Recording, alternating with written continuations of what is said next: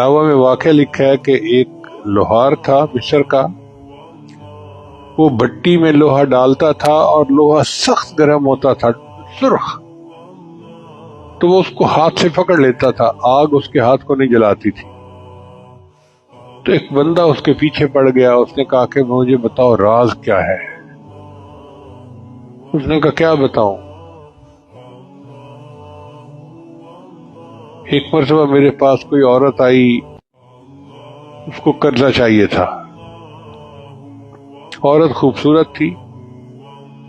میں نے اسے کہا کہ بھائی میں تمہارا کام کر دیتا ہوں، تم میرا کام کر دو۔ وہ بیوہ تھی اور بچے تھے، وہ واپس چلی گئی، کہتے نہیں میں یہ کام نہیں کر سکتی۔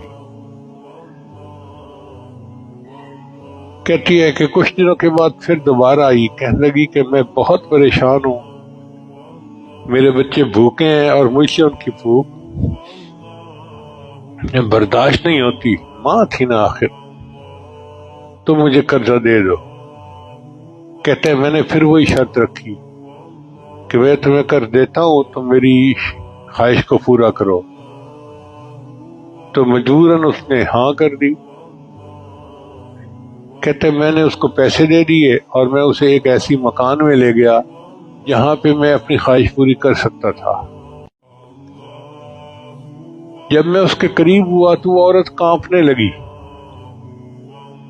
میں نے پوچھا کیوں؟ میں نے تمہیں پیسے دیے تھے اور تم اپنی مرضی سے آئی ہو، کانپ کیوں رہی ہو؟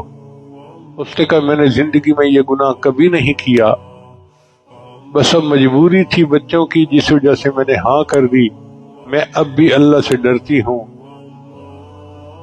تم بھی اللہ کے حکم کی خلاف ورزی نہ کرو۔